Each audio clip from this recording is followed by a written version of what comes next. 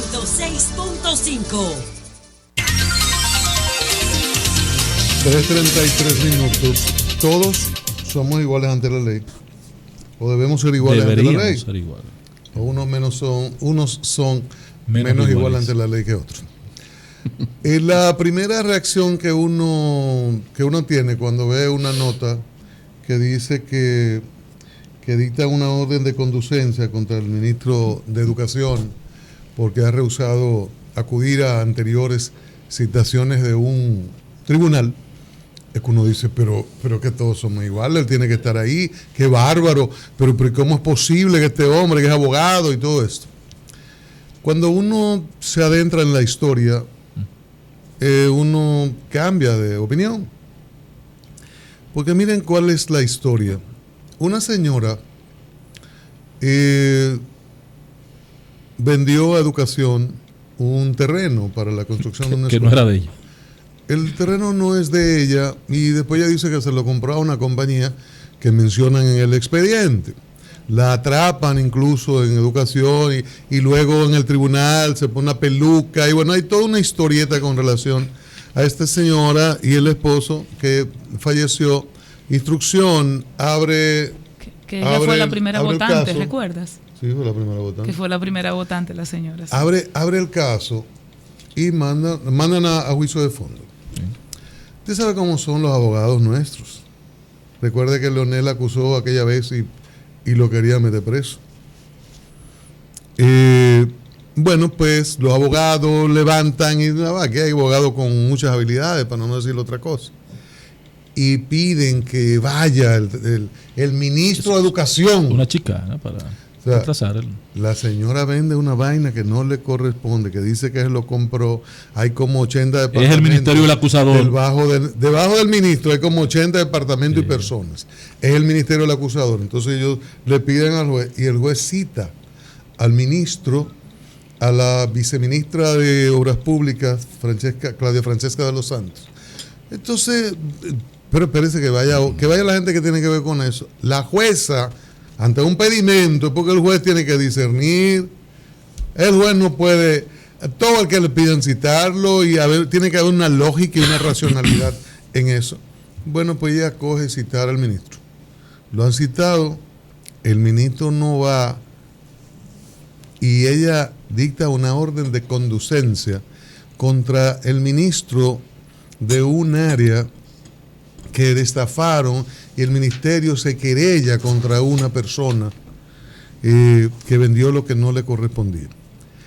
Entonces uno dice, a veces cuando entramos en la discusión de si es el código procesal o son los actores. Son los actores, claro. Es la racionalidad, el ejercicio de responsabilidad. Es que si son narcotraficantes venezolanos o colombianos o rusos, usted no lo puede poner en libertad con garantía económica. Usted no le puede meter un garantismo extremo, como tampoco del otro lado, porque unas muchachas bailen a las 4 de la mañana desnuda y alguien en la Abraham Lincoln tomó la grabación y se colocó en las redes, se armó el lío, y usted no le puede dictar 3 meses de prisión preventiva porque bailaron en la Lincoln y alguien tomó y eso después se difundió y eran horas de la madrugada. Y sueño erótico de todo varón que se tiene respete. Que haber racionalidad en eso. Es el ejercicio de la responsabilidad del juez. Entonces es mi queja siempre. Hay jueces que no están seguros y la duda beneficia al reo.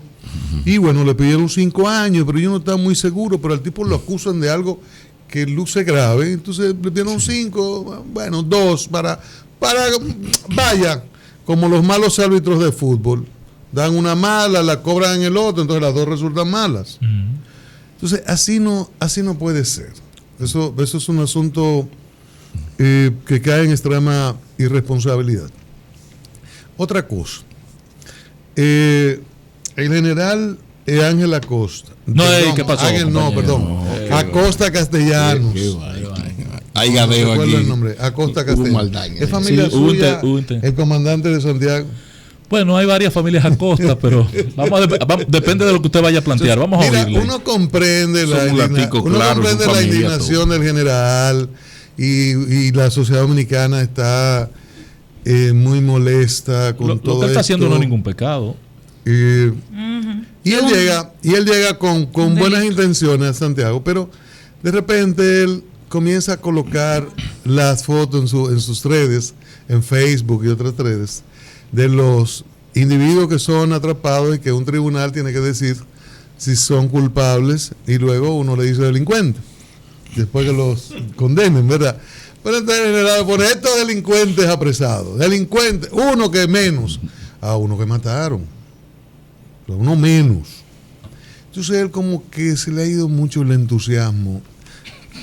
Los superiores de él le llamaron la atención porque había quejas en los medios de comunicación. Y él en una rueda dijo que sí, que le llamaron la atención. Y entonces también de otro lugar me llamaron para decirme, yo no voy a decir si le llamaron de la gobernación o del Ministerio de Interior y Policía o de la Presidencia, no se ponga a hacer referencia a eso, general, que quizás lo necesitemos en Santiago u otro punto, pero usted no puede estar colocando esa foto y denunciando y poniéndole títulos a las personas que son apresadas sospechosos de cometer delitos. Quizás los que estemos aquí pensemos como usted, pero usted no puede en una función pública llamar hipócritas a los demás porque tengan que sujetarse a la Constitución y las leyes, porque el Código Procesal Penal, pero él tiene razón, sí, general, hipócrita, es la Constitución vaciada en ese instrumento que tiene el Ministerio Público y la policía. Entonces, que el entusiasmo no nos haga perder sus servicios. No le luce a él decir lo de hipócritas, pero que son hipócritas, ¿verdad? Que él tiene que sujetarse, que mandarme a mí a decirlo, que no lo conocer, diga él. porque no estamos donde el amigo Luis José, que Luis José ha mencionado esta tarde 2 veces. ¿Cómo es el presidente? Diga usted la expresión, dígala. Duterte. Rodrigo Duterte, que ha dicho que le va a arrancar la cabeza y que son una puerta y todas esas cosas. No estamos en Filipinas, general. Estamos en República Dominicana.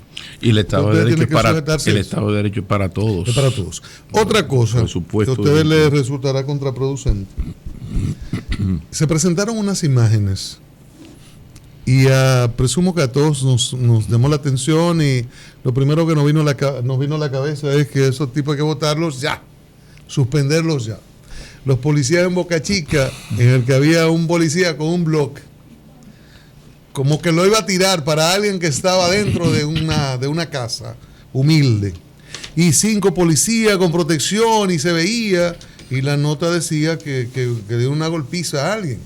A una persona con discapacidad mental. Con discapacidad, pero luego se dijo que era alguien vinculado a uso de drogas y ese tipo de cosas. Bueno, uno se queda con esa impresión. Por eso la famosa frase de Luisín Mejía de darle 72 horas a los hechos en el país. Pablo lo menciona con frecuencia. Cuando escuchamos los testimonios de los vecinos, la otra historia. La señora, dice una señora, la dueña de esa casa, porque el individuo no vive en esa casa, que el individuo de repente se metió un individuo a su casa con 2 machetes y le puso un machete en el cuello a ella. Llaman a la policía y los policías, que fue mi crítica pregunta al jefe de la policía en el programa de televisión, sobre el protocolo de actuación, el protocolo, los protocolos. Le preguntaste si existe. A ellos lo entrenan. ¿Qué yo debo hacer? Para detener, para todo, no hay protocolo. ¿Y en Atillo qué hacen? Pues no hay ninguna cosa. Y en ese caso tiene que haber un protocolo especial. Una gente con machete. Ahora se está ampliando el tiempo de instrucción, de formación. Supera los 3 meses. Entonces, ¿qué pasa? Los policías llegan, los pobres, y no tienen los protocolos, no saben qué hacer. Es como la entrada de la casa, es como un callejón estrecho. El individuo tiene a la mujer y ellos le dicen cosas, que baje, que espérate. Y hay un policía que agarra un bloque y comienza a amenazar con tirárselo para que suelte el machete. Entonces es la imagen que se ve desde fuera. A 2 policías, uno con un bloque. Claro, cuando uno ve esa imagen, pues qué criminales, qué abusadores. por una falta pero ya de la policía lo suspendió y no hizo una investigación. Lo suspendieron una vez. Y la policía no puede proceder a una investigación antes de... No, lo suspendieron, están investigando.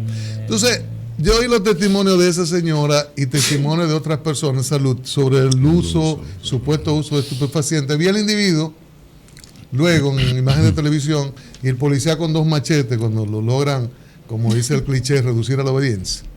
El individuo no estaba golpeado, no fue una ruda golpiza. Al individuo lo alaron. Cuando uno de los policías, no el que tiene el blog, lo logra alar y el del blog lo suelta y entonces lo alan por los pies hasta que logran controlar al sujeto. No hubo esa tal golpiza. Todos sí vimos a un policía con un blog acompañado de otros discutiendo, queriendo agarrar a alguien que no apareció en ese momento en la imagen del celular.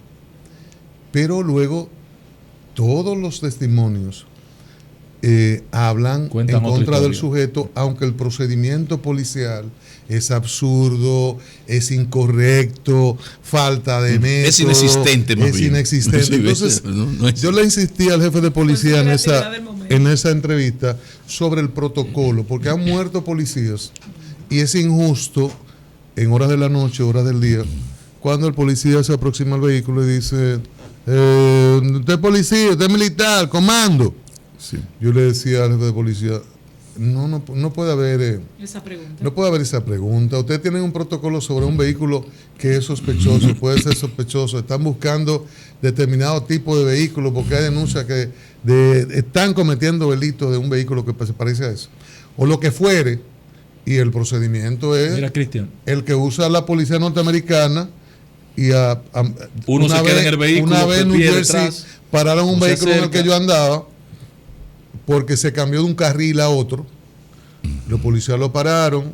¿Qué pasó? El policía abre la cartuchera. La destapa, se pone la mano en la pistola y uno de un lado y otro de otro.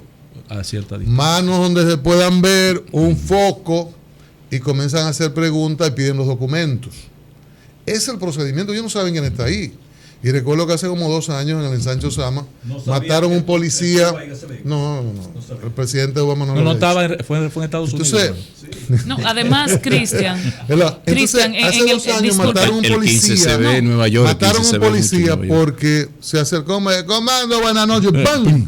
Eran unos delincuentes que se creían descubiertos. Y uno se puede preguntar, ante esa pregunta rutinaria, policía, militar, comando, o sea, si la respuesta es sí o no, se supone que eso no debe alterar el protocolo. Pero no he visto los operativos de redada. Sí, pero me entiendes, o sea, el hecho de que yo sea a los motoristas que son policías o militares sin casco y sin nada lo dejan ir y sin papeles. Pues se supone, en términos formales, que si yo soy policía o militar, yo no estoy exenta de que me paren, de que me vigilen y de que me revisen. Por eso no he hablado tanto de que, bueno, de la ley, de la reforma policial, todo eso está bien y hay que hacerlo. Ahora hay cosas tan elementales, o sea, tú puedes darle un uniforme y un arma a alguien, darle categoría de agente del orden, miembro de la Policía Nacional, autoridad, que ni siquiera tú le has enseñado. Mire, agente, imagínese que Maquinini Brea Landestoy se acerca a usted, le recuerda los deslices sexuales de su progenitora, lo empuja, le falta el respeto a usted, al jefe de la policía, al presidente de la República. ¿Qué usted debe hacer? Ellos no saben lo que es, de qué manera reducir, lo que llaman reducir a la obediencia, y que en Inglaterra es se dice, no sé, como pegar la nariz del piso. Sí, del piso. O sea, que es tumbar boca abajo, que la nariz pegue el piso y manos atrás. Ya usted está detenido. Para proteger al detenido y al propio policía. Yo no tengo que darle golpe, no, ahora. Usted acaba de agredirme, de irrespetarme, yo soy la autoridad y yo hago simplemente eso.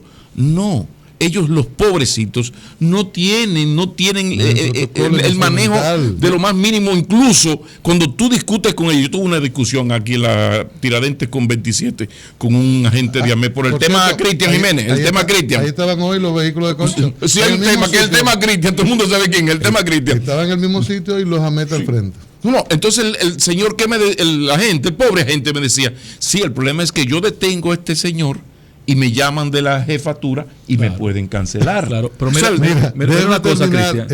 En ese punto de la policía, del protocolo que tú reclamas. Elemental. El problema nuestro de esa institución es que no hay continuidad tampoco. Continuidad de Estado.